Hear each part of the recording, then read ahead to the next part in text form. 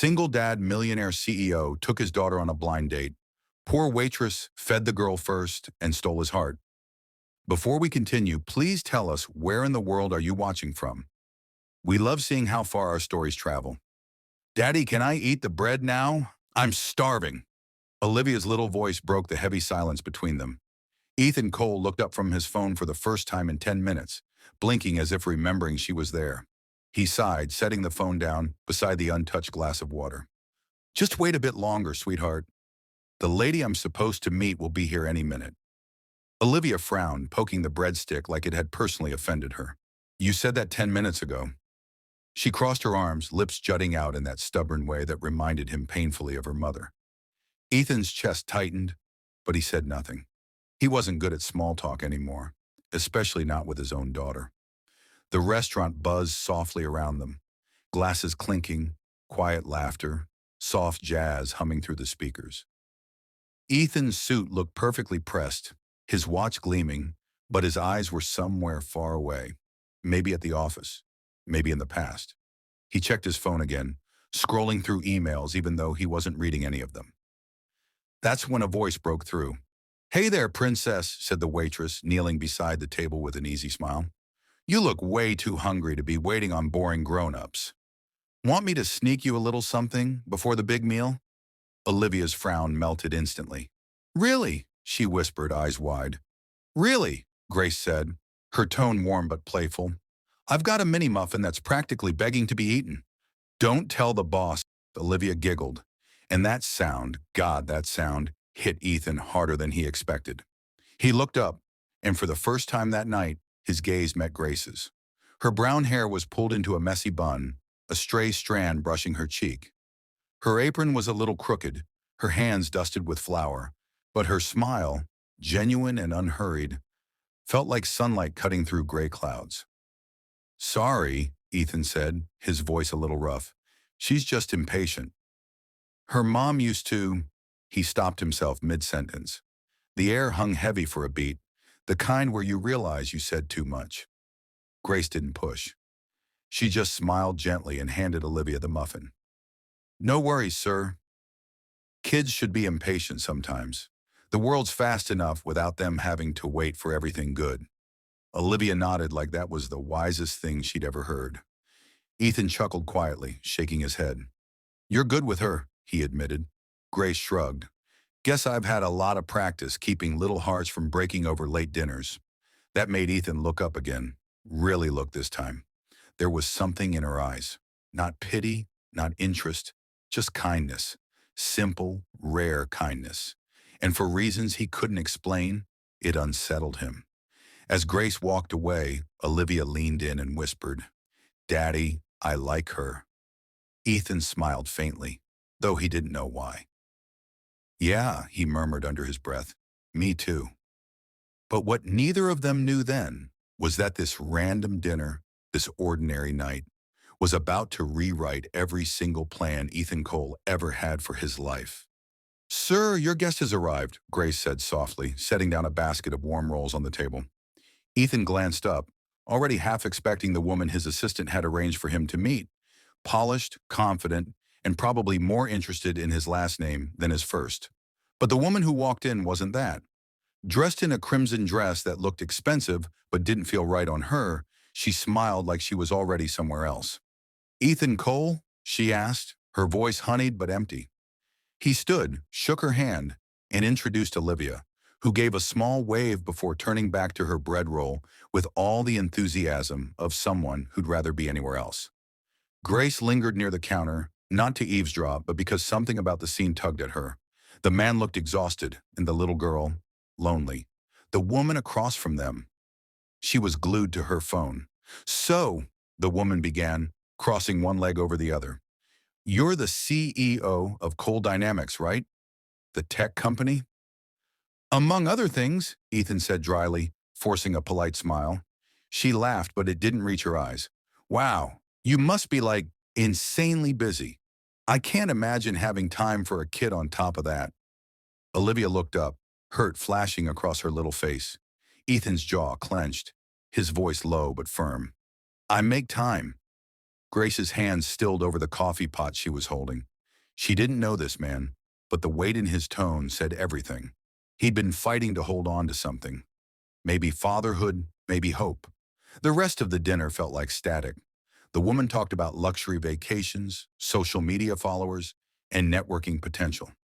Ethan nodded occasionally, but his gaze drifted more often to Olivia, who now quietly shared her freeze with Grace, who had crouched beside her table again when no one was watching. "So, what do you do, Grace?" Olivia asked between bites. "Me? Oh, I'm a superhero in disguise," Grace whispered, grinning. "I fight hunger, boredom, and bad dates." Ethan nearly choked on his water. Grace's cheeks flushed when she realized he'd heard. "I meant for customers," she stammered.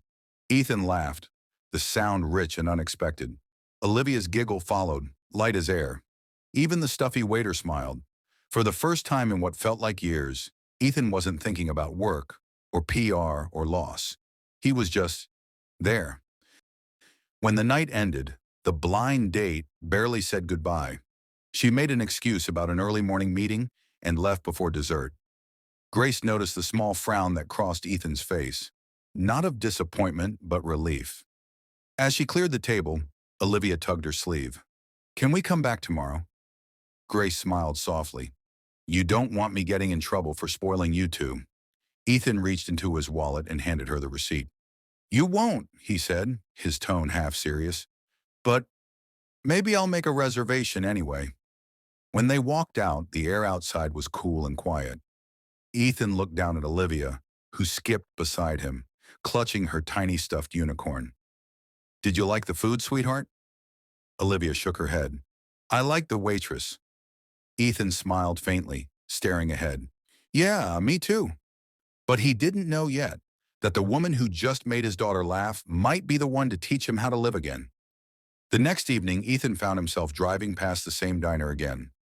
Something he told himself was purely coincidental, though deep down, he knew better. He wasn't the type of man who believed in signs, but ever since that dinner, his mind kept drifting back to the waitress with the tired smile and the soft laugh that made his daughter light up. Grace. As he slowed at a red light, he caught sight of her through the window. She wasn't in her uniform anymore, just jeans, an old hoodie, and a backpack slung over one shoulder. The rain had started to fall, soft and steady, and she held a cheap umbrella that looked like it was on its last day. She didn't notice him watching. She was too busy running toward a nearby bus stop, her sneakers splashing through puddles. For a man who lived in boardrooms and owned half the skyline, Ethan couldn't explain why his chest tightened. Something about her looked worn out, not broken, just like someone who had been carrying the world alone for too long. He followed her, not out of arrogance, but curiosity, and something else he didn't want to name yet. When Grace got off the bus, it wasn't at some cozy little apartment or trendy neighborhood. It was a rundown part of town where streetlights flickered and the buildings looked forgotten. She walked up the narrow stairs of an old complex, pushed open a creaky door, and disappeared inside. Ethan hesitated before stepping out of his car. What was he even doing? CEOs didn't tail waitresses home, but something about her stuck. That warmth she gave his daughter, the way she looked at life, even when she had so little. He needed to know. The next morning he showed up at the diner again. Grace froze when she saw him. "Oh," she said, clearly flustered. "Did you forget something last night? A receipt, maybe?" Ethan smiled lightly. "No, but my daughter did forget her stuffed unicorn." Grace frowned, confused. She wasn't holding. Then she saw it, in his hand. Mimi the unicorn, Olivia's favorite toy. Grace's expression softened. She must have dropped it. "She looked heartbroken when I told her. I figured," Ethan said quietly, "and she made me promise to bring it back. Personally." Grace let out a nervous laugh. "So the CEO of Coal Dynamics made a special trip just to return a toy?" Ethan leaned on the counter slightly, his tone easy but his gaze thoughtful. "Let's just say I'm not great at breaking promises." The line between them blurred for a moment. The waitress and the millionaire. Two people who didn't belong in the same story, yet somehow did. Then the diner door swung open, and a little boy ran inside, maybe 6 years old with messy hair and a backpack almost bigger than him. "Mom!" he called out, rushing straight to Grace. Ethan froze. "Mom?" Grace turned pink, scooping up the boy. "Hey, champ! You done with school already?" The kid grinned, waving shyly at Ethan. "Hi." Something clicked in Ethan's chest. The long shifts, the exhaustion, the small apartment. It all made sense. She wasn't just working hard. She was surviving for someone else. Grace smiled, embarrassed. "Ethan, this is my son, Charlie." Ethan nodded slowly, his voice quiet. "Hey, buddy. Nice to meet you." Charlie grinned. "You're the man with the fancy watch," he said innocently. Grace groaned. "Charlie," Ethan chuckled, raising his hands. "He's observant. That's a good thing." But as he turned to leave, he glanced back once more. Grace wasn't just a waitress. She was a single mom fighting through the storm. And suddenly, Ethan realized this story was no longer about chance. It was about two single parents, both broken in different ways, about to teach each other what love and second chances really mean. "Grace, right?" Ethan's voice came from behind the counter the next morning, smooth but easygoing. She turned, surprised to see him again. "You know, people might start thinking you actually like diner food," she joked, trying to hide the nervous flutter in her chest. He smirked, rolling up his sleeves as he leaned on the counter. "Maybe I just like the service." She froze for a beat, caught off guard by the warmth in his tone. "Well," she said, fumbling with a coffee pot, "the tips jar is right there, Mr. Fancy Watch." Ethan chuckled. "Then I'll make sure it's worth your time." But as the laughter faded, he noticed the tiredness in her eyes. The kind that doesn't come from lack of sleep, but from years of holding things together. That afternoon after his meetings, Ethan did something he hadn't done in years. He took a walk without a destination. His mind kept drifting back to her. The way she smiled even when she was exhausted. The way she put her son first without complaint. Later that evening, Ethan found himself standing in the rain outside the same diner. He saw Grace cleaning tables through the fogged-up window, and then he saw something that made him stop cold. Her manager, a greasy-looking man in his 40s, cornering her near the kitchen. He was whispering something. Too close, too low, his hand brushing her arm. Grace stiffened but didn't react. Instead, she forced a polite smile, grabbed a tray, and walked away. Ethan's jaw clenched. Something inside him twisted. The next day, he showed up again, but this time in a gray hoodie and jeans. No suit, no watch, nothing that screamed money. Grace nearly dropped her coffee pot when she saw him. "You look different," she said, blinking. "Yeah, trying out the normal guy look," he replied with a grin. "How's business?" She shrugged. "Same old. Same rude customers, same overcooked pancakes."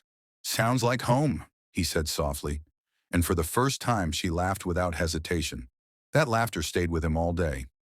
Later that week, Ethan called his assistant and quietly arranged something. The diner's rent was 3 months overdue, the owner threatening to shut it down. An anonymous payment was made under a foundation name. Grace never found out who saved her job, but she noticed the tension lift. She started smiling more, humming while serving coffee, and Ethan, sitting in his usual booth, pretended not to notice. Then one night when the diner was closing, Grace stepped outside to find him waiting by her car. Rain was pouring again, the city lights soft in the distance. "You always wait around this late?" she asked, clutching her umbrella.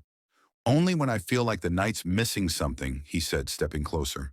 Her heart skipped. "And what's missing?" "You," he whispered. It wasn't just a line. It was real, raw, unplanned, and terrifying for both of them. Because for the first time, the millionaire and the waitress weren't playing roles. They were just two lonely souls standing in the rain, realizing that maybe, just maybe, fate had been waiting for this moment all along. "Grace!" Ethan's voice cut through the storm as he ran across the parking lot, rain pelting down like needles. She was halfway to her car, clutching her purse, her eyes wide with surprise. "Ethan? What are you doing here?" she asked, her voice trembling between confusion and concern. He was soaked, his hair plastered to his forehead, but his tone was steady. "You weren't answering my calls." "I got worried." Grace looked down, fumbling with her keys. "You shouldn't have come. This This isn't your problem. Ethan stepped closer, lowering his voice. Grace, I saw what your manager did last night. You shouldn't have to deal with that. Her shoulders stiffened, but she didn't meet his eyes. If I walk out, I lose the job. And if I lose the job, I lose the apartment. My kid needs stability, not another goodbye. Something inside him cracked. Grace, how long have you been carrying all this alone? She laughed bitterly, wiping rain from her face. Long enough to know fairy tales aren't real, Ethan. Guys like you don't save girls like me.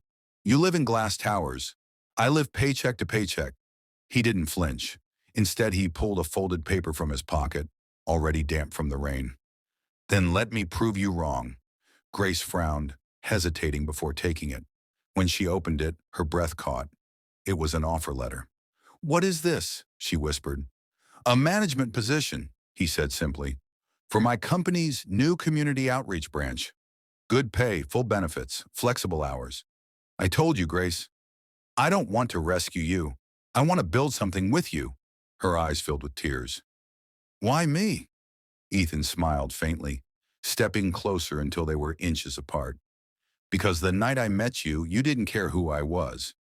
You fed my daughter before you even asked for my order.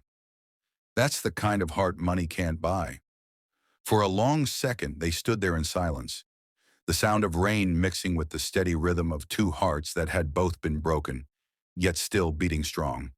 Then from behind them, a small voice called out, Daddy? Ethan turned, startled. His daughter Emma stood by the car door, holding a stuffed bear, her big brown eyes sleepy and confused. Is she the nice lady from the restaurant? Grace froze, unsure what to say, but Ethan smiled and crouched beside his daughter. Yes, sweetheart. She's the one. Emma looked up at Grace and grinned. You make really good pancakes. Grace's laugh broke through her tears. Well, maybe I can make you some again someday. Ethan looked up at her, his expression soft but certain. How about tonight? A few weeks later, life looked different. Grace no longer worked late nights in the diner. She was managing a local family center, a project funded by Ethan's company, but led by her heart. Ethan still wore his suits, but he spent more time at home, learning how to cook with his daughter and laughing in a way he hadn't in years. And every Sunday morning, without fail, they went to the same diner where it all began. Grace would slide a plate of pancakes in front of Emma, who'd grin ear to ear, while Ethan would quietly watch them both. Grateful, grounded, and whole. He wasn't the cold millionaire anymore. He was a man who'd finally found warmth. And Grace, the woman who once thought she was invisible, had become the reason his world finally made sense.